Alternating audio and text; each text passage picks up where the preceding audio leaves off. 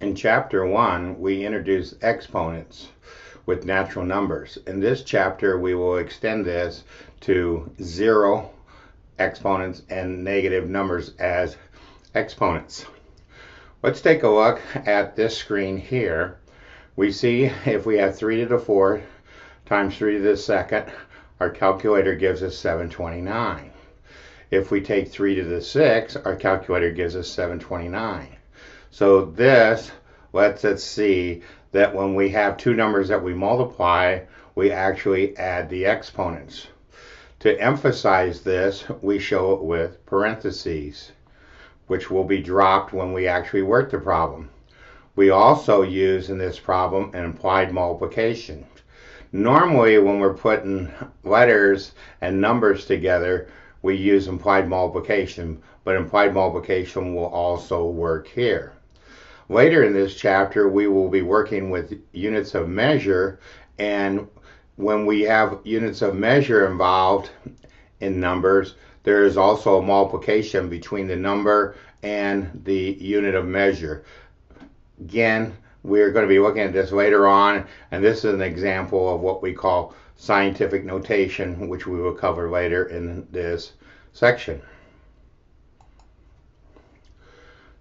The next thing that is covered is the equivalent property of equalities. We're going to be doing proofs, and one of the techniques that we can use for proofs is called the reflexive property. The reflexive property has to do with A equal to A. The symmetric property, if A equals B, then B equals A, we like to use this a lot when we're solving equations. If our x is on the right side and we prefer it to have on the left side, we can turn the whole equation around. Another approach to solving equations is to always get x to be positive and leave it on one side or the other. But we prefer to have our x on the left. And the third equivalent property of equalities is the transitive property. So if A is equal to B and B is equal to C, we can say that A equals C. The first is equal to the last. In this chapter, we do a lot of work with proofs. If you go on and become a math major, you have to prove everything that's in an algebra course. In fact, this course is called abstract algebra. So to prove that something is true, what we do is we start off with the reflexive property. The thing is equal to itself. Then we use the definition of an exponent. So we have m factors and we have n factors. Then we use the associative property and put these all together. So now we have m plus n factors. Now we use the definition in the reverse direction. Here we went from a power to the ones written out. Now we have the ones written out and we're going to go back to the power. So we showed that when we have a to the m times a to the n, that it's equal to a to the m plus n. Here we take a look at a scratch pad where we work out some of these problems. Let's go ahead and take a look at this on our calculator. So we'll click on our scratch pad. Then we'll put in 2. We'll raise it to the 0 power. We'll take it times 2 raised to the 3rd power. We'll press enter, and we see that the answer turned out to be 1. Or over here the answer turned out to be 8. Well, if we look real carefully, we forgot to get it out of exponent mode. So let's clear up this and start over again. Probably the easiest way to handle this. So let's go to menu. 1, 5 is our shortcut routines for clearing the screen. Let's start over again. So we took 2, we raise it to the 0 power, then we move over and we put in 2 and we raise it to the 3rd power, and then we end up with 8 like we had over here. Now if you notice, again, we didn't put the times sign in. So when we went from exponents down over here, it put the implied times sign in. If in doubt, go ahead and use the multiplication when you're writing things out. The next thing, so what happens is we'd add these two together, get 2 to the third, and 2 to the third turns out to be 8. To take a look at 2 to the 0 power, 2, raise it to the 0 power, press enter. We see the answer is 1. Okay, the next one we're looking at is 4 raised to the 3rd power. Then move over. Let's go ahead and hit times this time. And then 4 raised to the negative 3 power. And it turns out to be 1. Well, if we add 3 and negative 3, we end up, okay, getting 0. And just like 2 to the 0 power was 1, 4 to the 0 power turns out to be 1. Let's just look at the negative exponent by itself. So when we're looking at the negative exponent by itself, we have 4 raised to the negative 3rd power, and then press enter, and we see it turns out to be a fraction. Let's go ahead and turn to the next page. So in the next page, we actually define that if we have a non-zero real number and a is a positive integer, that a to the 0 power is 1 and a to the minus n is equal to 1 over a to n. TI has some activities for exploring this. This is one of the activity screens shown here. So again, if you would like, you could go out to this link and download this activity and explore it on your own. Here again, we look at cases where m is less than 0 and n is greater than 0, the negative and the positive case. To show that this is true, we start off with the reflexive property. The thing is equal to itself. Then we use the definition of a negative exponent to switch this over. Then we list this as n factors in the top, m factors in the bottom. Then we look at the answer as being n minus m here. We can switch subtraction to addition of the opposite. Then with the exponents, we can use the commutative property and turn it around. Again, I know a lot of you aren't really into doing proofs, but they need to be done at least one time so that we can know how to use our problems. This is the case when m equals 0 and n is greater than 0. So again, we start off with the reflexive property. Then to the 0 power is 1. Then 1 times anything is itself. So this is the identity property for multiplication. Then if we just look at the exponent, we can use the identity property for addition and make this 0 plus n. So we show that when we have this case, we also add this. Over here, we take a look at things raised to the 0 power. So let's go ahead and use our scratch pad. So again, remember, if we hit menu, 1, and 5, it will clear off our scratch pad for us. So if we start off with a raised to the 0 power, then if we move down, use our with operator, which we get by control equal, we move over and get the with operator, press enter, and then we say a. We need not equal, so again we're going to go to this and get our not equal. Press enter. Then plug in 0 and press enter, and the answer turns out to be 1. Remember, we said that if it was in our definition not equal to 0, the answer was 1. Let's see what happens if we just plug it in directly. So if we plug in a, we raise it to the 0 power, we press enter, we get a warning. Because again, if we have 0 to the 0 power, okay, that is going to turn out to be undefined. So again, let's go ahead and do that. 0 raised to the 0 power, press enter, and see that that's undefined.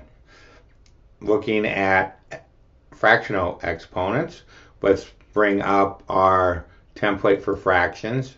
Put in 1 in the numerator, move down to the denominator, put in a, raise it to the nth power, press enter, and we see that that's equal to a to the negative n. If we wanted to go the reverse direction and put in a to the negative n, it will not do anything. Let's go ahead and take a look at that. So let's put in a, and let's raise it to the negative nth power, press enter, and it just gives us back what we started off with. Again, we're doing this on the CAS model because we're just putting in the variable a. If we did this on the numerical model, the non-CAS model, we would get errors. Let's take a look at some more values in our scratch pad.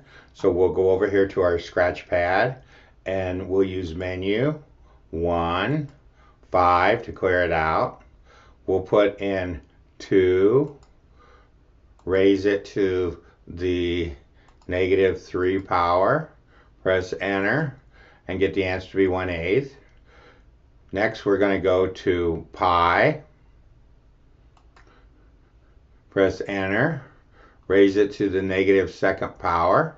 So we'll use our power, put in negative 2, press enter, and get 1 over pi squared. If we're on the numerical one, it writes this out as a value. To show this as a value over here, we'll go ahead and type it in again, or we can use the copy and paste. So if we go and highlight this and press enter, it will automatically bring this down to our working line. Then to get this to be the same kind of answer we will see on the numeric version of the calculator, we will need to approximate. So we will hit Control and enter and end up with this as a decimal. So this is what happens on the numeric model, and this is how on the CAS model we get it to show as a decimal.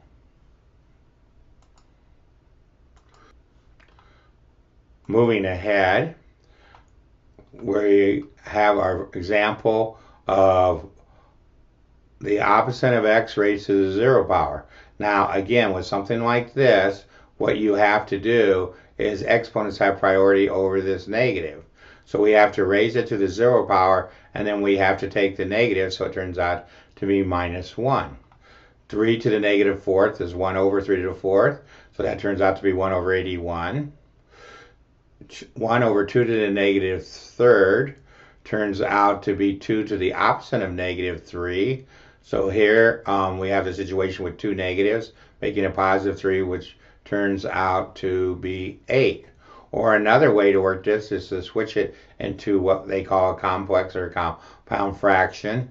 So this would be 1 over 1 to the 2/3. Then we invert and multiply, turn this upside down, get 2/3 over 1, and get the answer to be 8. When we start working with negative exponents, this rule comes in really handy. So if we move the thing from the numerator to the denominator, we can change the exponent. And the same thing's true if we have it in the denominator, we can move it to the numerator and change the exponent. Or we can get rid of a negative exponent by turning the whole fraction upside down and changing the exponent. If there's exponents involved, they stay the same. They do not get switched, and both things don't happen at once. So if we use this rule, the positive and negative parts of the exponent stay when we move the whole thing around. Turning to the next page, we go over some more proofs of these. So again, you can take a look at these in the guide. Next, we take a look at our scratch pad about a over b times itself 5 times. So it turns out to be 5. Or if we have a in the numerator 5 times, and b in the denominator 5 times, it turns out to be 5. So this is showing this relationship. Next, we're going to take a look at some operations with exponents. So we'll flip to the page and we'll take a look at, these problems here. So when we have exponents out, minus x to the 0 power turns out to be -1. 3 to the -4 turns out to be 1 over 81. And 1 over 2 to the -3 turns out to be 8. Let's go ahead and load these into our calculator.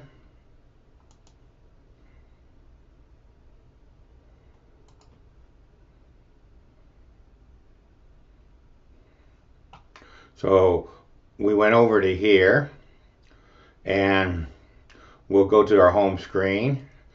Then we'll go to current and we can see that these have now been loaded into the calculator and we end up with the same answer we talked about over here. We have a couple more problems here, and if we work these out on our scratch pad, we get a couple interesting things. If we're working this problem out in a numerical calculator or the CAS calculator, it gives us this answer. The second problem will only be able to be done on the CAS calculator. Notice there's a warning. So it's warning us that the domain of the result, may be larger than the domain of this problem. Over here, if you had y0, it would cause division by 0. If you had x0, 1 over x to the -2 would be 1 over x squared, so that would also cause division by 0. So this is something we have to watch out for on our calculator, because if we look over here at this screen and we substitute in x equals 0, which we shouldn't be able to do, it says the answer is 0. And here, if we substitute in y equal to 0 with y equal to 0, which we shouldn't be able to do, it says the answer is 0. So what's going on? Well, this is why it printed the warning. So what happens is it simplifies these and then substitutes in. So when you simplify this, you get x squared y cubed, and when you substitute in x equals 0, you get 0 for an answer. When you substitute in y equals 0, you get 0 for an answer. So you have to be careful because these are not allowed because of the restriction on the domain. Kind of an interesting thing is we get the warning when we do it with variables, but when we actually put the numbers in, because of the way that the calculator works the problem, there is no warning, but these answers are not allowed because in the original problem, they would cause division by 0.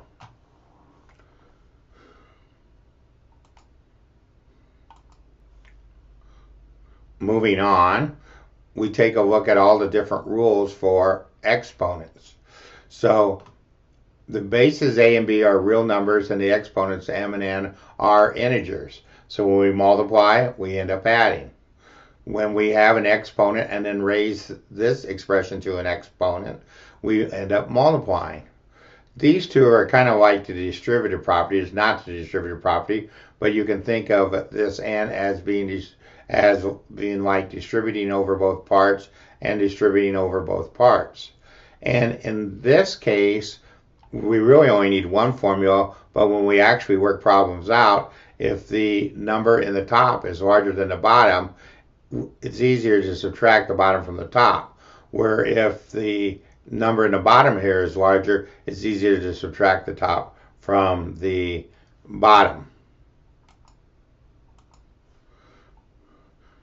Moving on to the next page, we have the proofs of why these two things are true, which again you can take a look at. I know a number of students who aren't going to be math majors and so forth it's okay with them if somebody else does these proofs and they just utilize this stuff. But it needs to be verified that these rules work. Over here, we do a whole bunch of calculations. So this is example 2. So if we go over to our calculator and hit Control and right arrow, it will bring us to this example. And you see 27 over x to the 6th. You see 1 over 1,296 and so forth. So you can see, if I go over to here and I go up, that our calculator is able to work all of these problems out. And then you can again look at how we do these manually. The next couple of screens will actually be copies of the screenshots of our calculator with the results shown. So here we can take a look at these. Here we can practice some more exercises. The next thing we're going to deal with is scientific notation, where we write things out with powers of 10, and the number is between 1 and 10, but not equal to 10.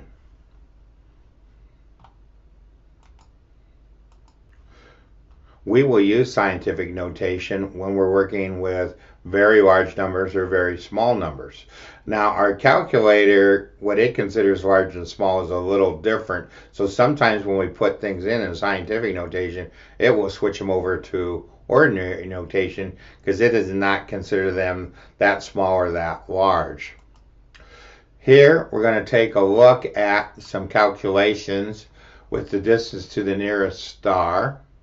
So what happens is we want to multiply some numbers out. So we end up taking 365 and a quarter days in a year times 86,400, and it switched it over to scientific notation. Then if we go up here and copy this number and take it times, 299, this large number, again, it switches it over to scientific notation.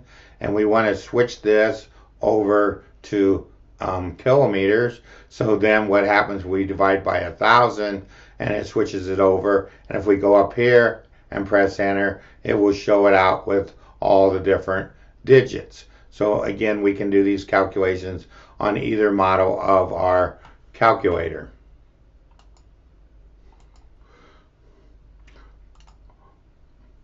Where these calculations came from is there's 365.25 days in a year, 24 hours in a day, or 86,400 seconds in a day, and the speed of light 299,792,458 meters per second in there. So that's where these entries came from. We like to use a notation where you put in a space instead of a comma between the digits, but our calculator does not use a notation like this. In fact, the calculator does not even put in the commas. Now, a real nice feature of the CAS calculators is it can do units of measure. So if we ask for a constant for the speed of light, it will tell us that it is this many meters per second. And then if we multiply this stuff out, it will keep track of the stuff in terms of units for us. It also has a way to convert from meters to kilometers directly without us dividing by 1,000. Let's go ahead on our calculator and look at some of these calculations. So let's go to our scratch pad, and we'll go to our catalog and tab number 3 in our catalog. So we'll press 3, and it's opened already for constants. Let's close it and reopen it. This is the conversion operator that we use at the end. This is the constant that are built into our calculator. So if we go sideways, and this will be a constant for the speed of light. So if we're on this one and we press enter, and then we press enter, it comes up with our answer as meters per second. Notice the time sign in here. So what we want to do is we want to take this times this number here. So let's type it into our calculator. 3, 1, 5, 5, 7, 6, 0, 0. Now, we can go up and get this unit in our catalog, but if we know it's going to be seconds, an easier way to do it is to use this key down here. So we'll press this key. We'll move over until we're on the underscore. Press enter. And then put in S. Now again, we did it with an implied times. To be on the safe side, and when you're doing more complex operations that are fractionals like meters per second squared, you will want to put in the times. But here we use the implied. Then we want to take it times this number right here, so we can go up, press enter, copy it down, and press enter, and it's going to turn out to be this number here. Well, you can see we obviously got in some trouble here because this is not the answer we have here, and things are together. So this implied multiplication and stuff got us in trouble because right here there's no multiplication symbol. So that's where this got into trouble. So let's go up here and clear this out and start over again on this part. So if we move up one and press delete, it will clear that part out. Then if we move down and retype it in, so we'll type in 3, 1, 5, 5, 7, 6, 0, 0. Let's type in the times this time. Then underscore. So let's move over, get our underscore. Press enter. Put in seconds. Now this is actually where the mistake was, because we needed to put in the times. Then we'll put in the times. Then we'll go up here and copy this. Press enter. And then press enter and come up with the answer that we were looking for. Now to convert this answer over here, we'll go up here, we'll copy this down, we'll go to our catalog, we'll move up, we'll press enter and get the convert operator. Since we want to convert it to kilometers, we can again type it in ourselves, or we can use the catalog to find it. So we'll go into here, we'll move over to the underscore, we'll type the underscore, then we want to convert it to kilometers, okay, and we'll press enter and it will calculate this answer for us. Moving to the next page, we see something that bothers us a little bit. That when we type something in, it says true, and when you type in the same thing, it says false. Well, what are we doing here? Well, what we have to deal with is when we start dealing with our calculator, it has fixed and floating point types of numbers. And so we have to take a look at that and the precision and so forth of our calculator. So let's go ahead and work these problems out on our calculator for a second. So menu, 1, 5 to clear that out. Then we'll bring up our template. We'll put in 1. We'll put in the square root of 3. We'll move sideways, get out of there, put in equal, and we'll again bring up our fraction template, put the square root of 3 in the numerator, put 3 in the denominator, and press enter, and it will say true. Now again, this kind of calculation here is a Boolean calculation. That's why it's going to come back true or false. So now we want to do the same calculation again. So let's go up here and copy it down. Okay, and press enter. Now, this is, okay, what we did on the CAS.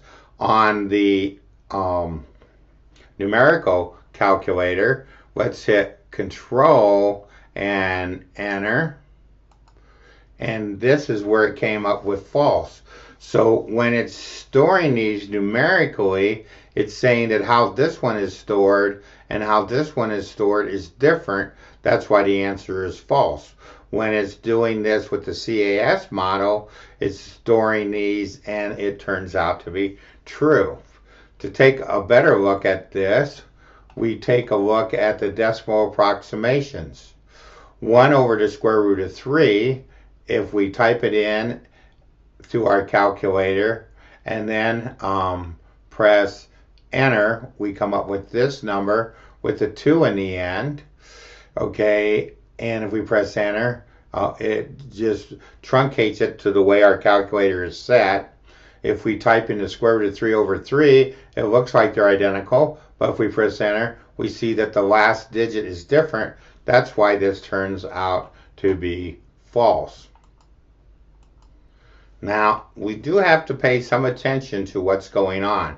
Earlier, when we typed things in, we typed it in with a decimal. Whenever we type in a calculation with a decimal, then the answer will be worked out as a decimal. Let's take a look at what happens when we type this in with a fraction.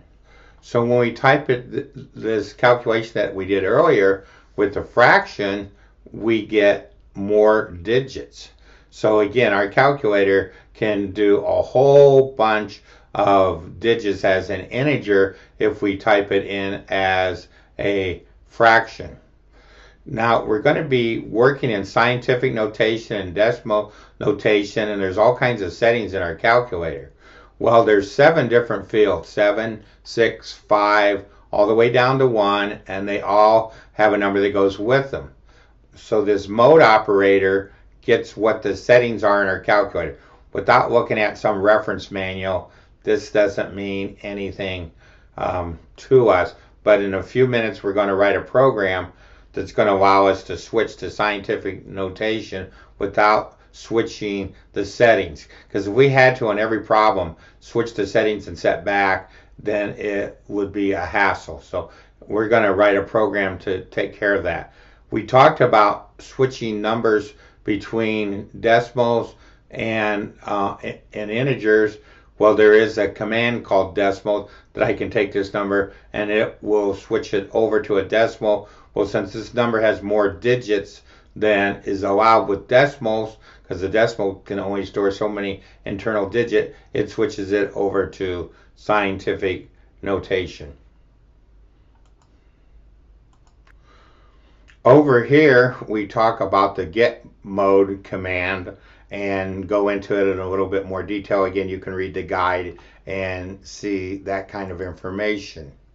Where we're going to use it is we're going to write a program to do scientific notation.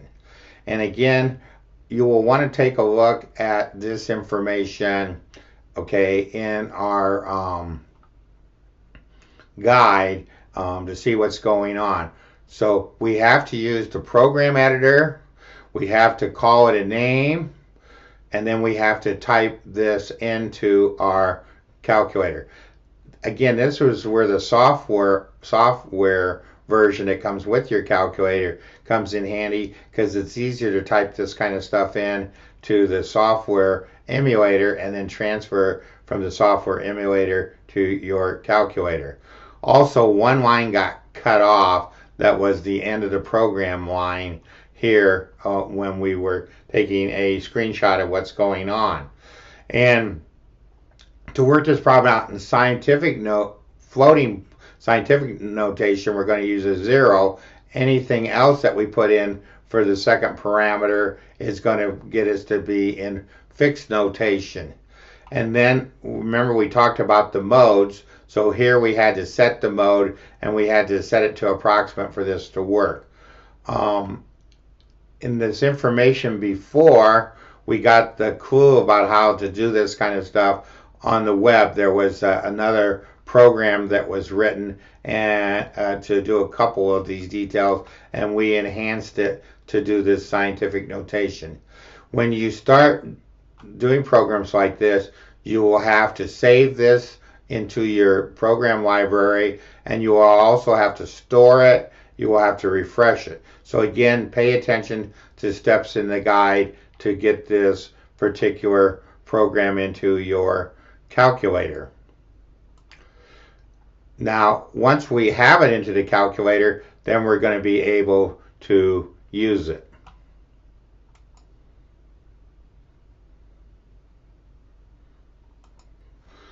Let's go ahead and look at the program in our calculator. So we'll go home, then we'll go to My Documents, number 2. We'll move down to My Library. We'll press Enter. We'll go to Computer Learning Service Volume 1's Library.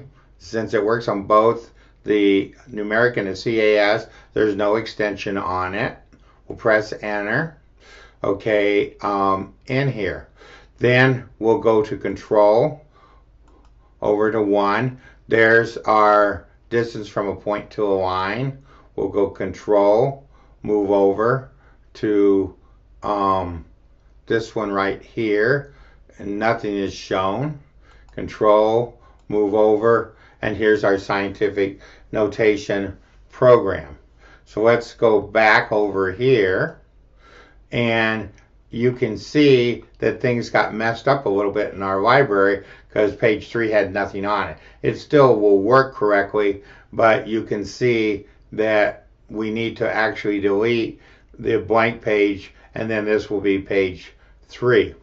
And if I scroll down here, you can see the end of program statement that was cut off over here. So you can see the library here.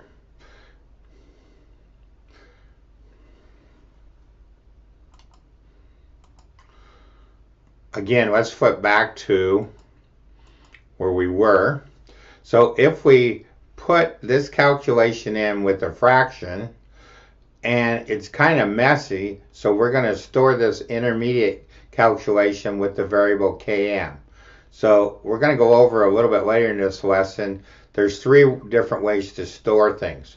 One way to store things is to type something in and hit the store button over here and then type in a name to store it under. So this was right here.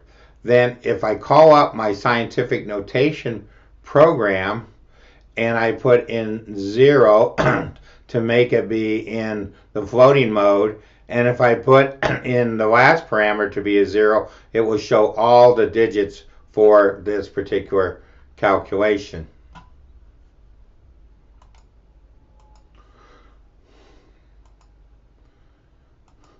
Moving ahead, if I type a number times it, because it was too complex to type this whole thing in, put in 0 and 5, it will give me the answer that I want with the light years away.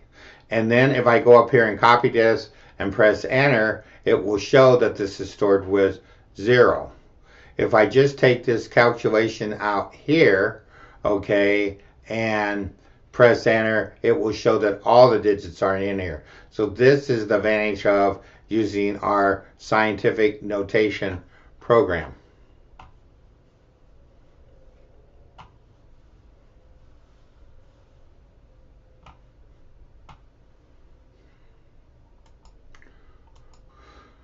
Okay, let's get sidetracked a little bit and put information together. In Chapter 1, we showed you how to add global functions. Now we just added this program for scientific notation, and earlier in this lesson, we added how to work with units. So let's put all 3 of these together. So let's go over to our calculator, go to the home screen, go to My Documents, go down here, and we have several different libraries we have added to our calculator. We added a physics library that only works with the computer algebra system, so that's why we labeled it this way, and we press enter.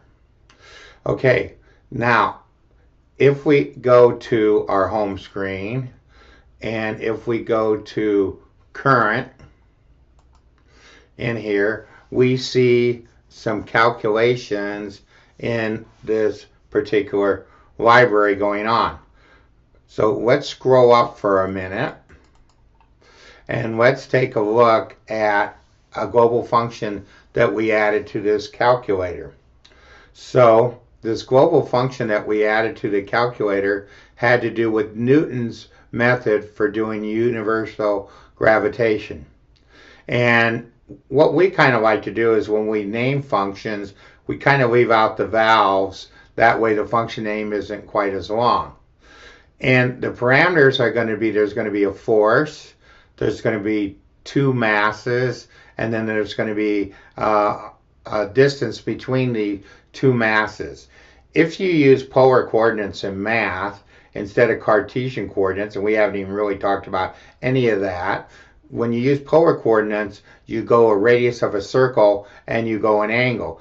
So when we're dealing with the distance, that's why sometimes it's labeled with the letter R. If we move over here, so again, what we did was we used our live pub. Remember, we went to our menu, we went to our actions, we went to our library, and then there was the live pub show in the catalog. We don't want to redo it, so we'll escape out of there. So that's how we came up with this. Then we typed in the name of our function and we typed in the parameters.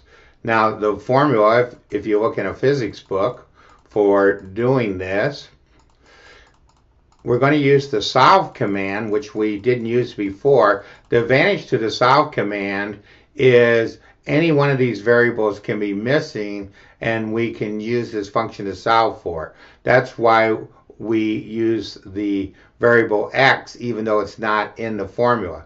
So now our formulas will not do upper and lower case, but this is the constant from the constant library that's involved in this particular one. So the force is equal to the constant from the constants library times the two masses over the distance apart, and then solve this for R. So we've added this to our library and then we must refresh it. Now what happens is this constant has a whole bunch of digits. When you start working problems out, lots of times textbooks won't have that many digits. So we can build in our own constant if we wanted to. Remember we talked about how we could store variables with this control store.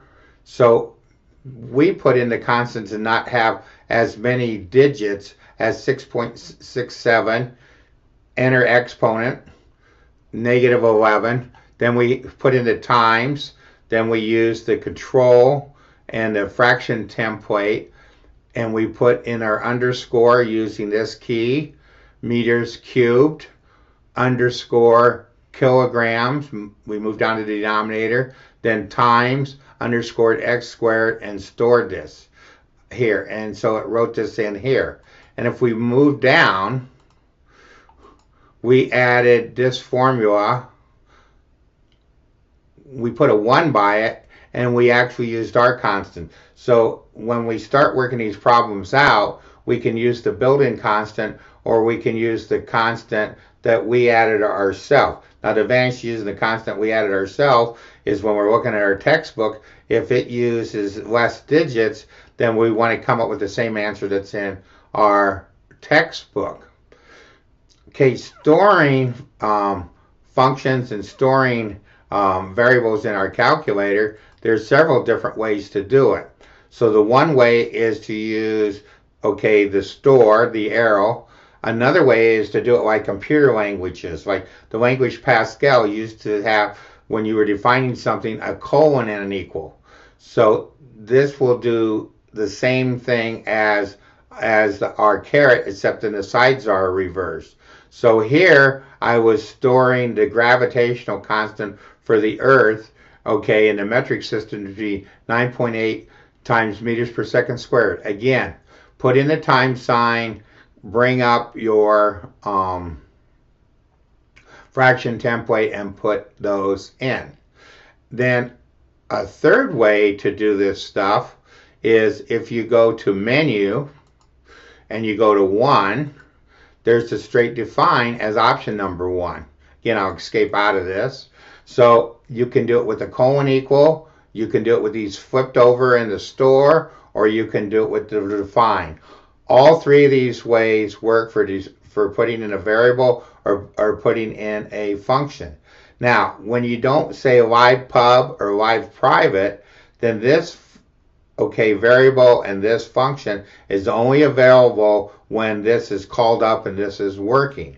So the advantage to this is that these same variables can be used in other problems and they won't interact. The private variable is not available in the catalog, but if you know its name, it's available on other pages and other problems. But variables and functions define this, any one of these three ways, colon equal, define, or the store, are only available directly inside of here. Now, when you actually type stuff in wrong and you want to get rid of it, if you go to your catalog, and if you go to option number 1, and you go down here, there's a command called delete var. So I'm going to escape out of it. So I typed some stuff in here and I used wrong names and I wanted to get rid of it.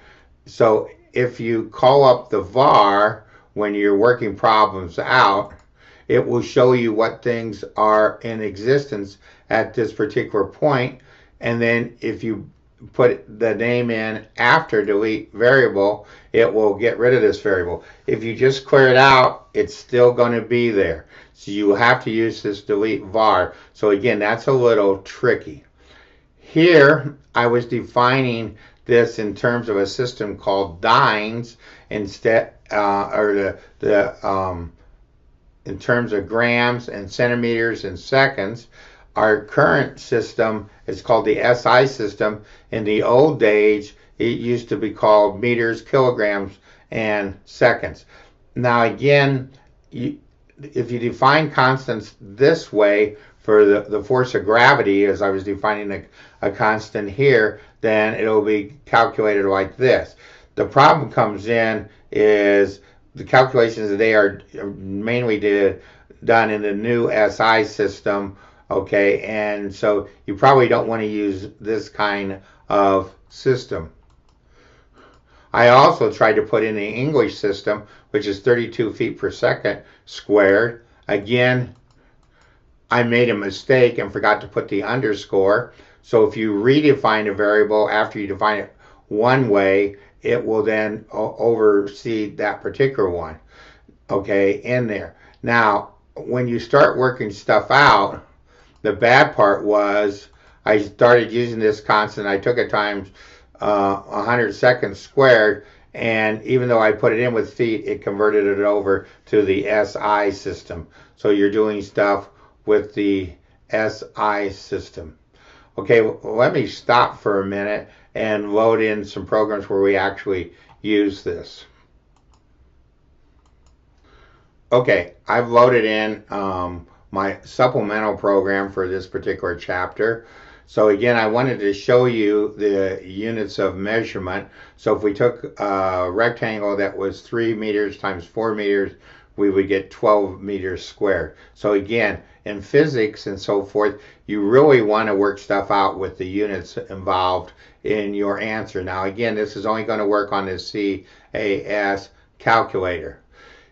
If we were taking force equals mass times the gravitational part, so if we took 1 kilogram times 9.8 meters per second squared, again, notice the times in here and notice how we put in the unit using a fractional one, it converts it automatically over to 9.8 newtons, okay, in here.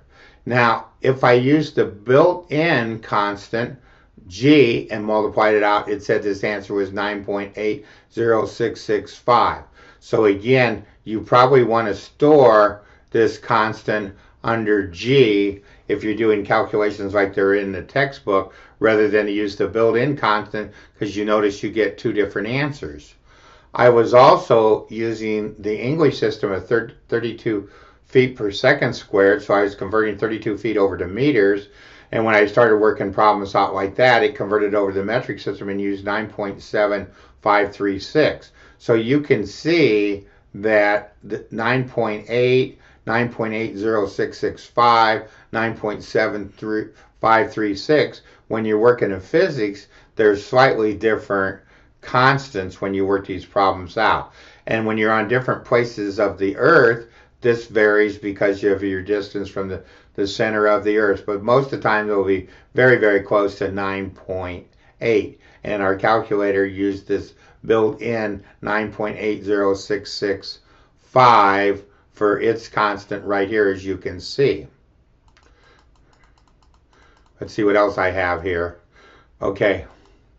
Then the constant that we added to that formula that we showed you before that had to do with the gravitational constant was given as 66738 e to the minus 11 times this particular value. The one that we put in, that we stored, was 6.67, because that's the one that the textbook used to work out problems. Again, when we store it ourselves, we have to add the same units that are into the built-in. So we must add this particular. We could have used defined and say GC equal to this. We could have used GC colon equal to this, or we could type it in and use this store.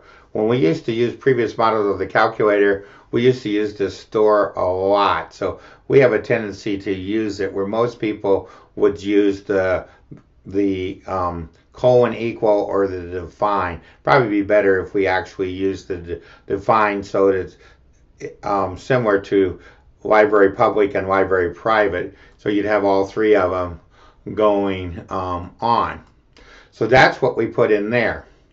Then if we go to the second page and take a look at these particular problems that we worked out, we can see we called up our scientific notation program. Then we plugged in the variable that we were looking for, and we said give it to us with all the different digits, and it said the answer was 0. Then next we worked out the program here.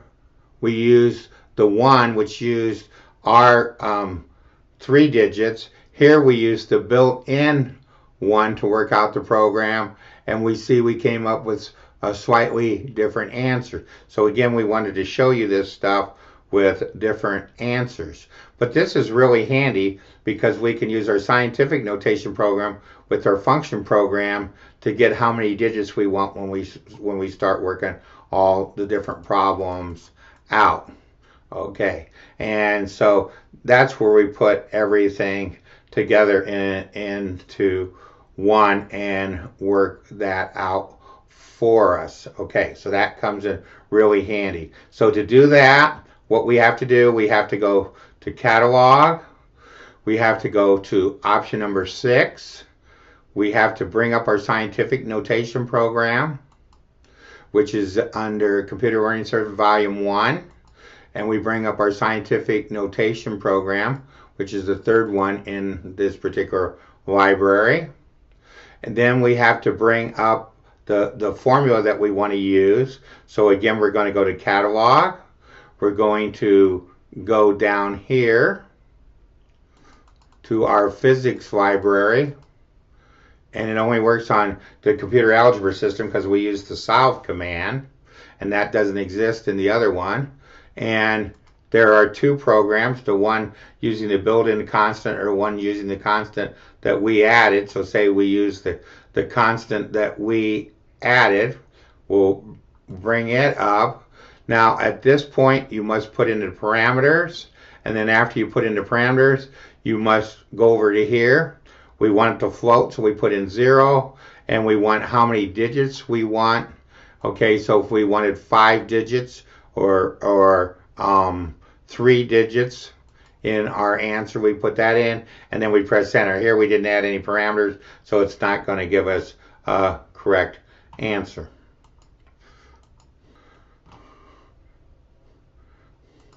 Let me finish by just looking at the rest of the screens in this particular chapter. So here we see us using the scientific notation with just numbers built into it, and we see us working problems out. We then add another program to do decimal notation, so to switch it back the other direction.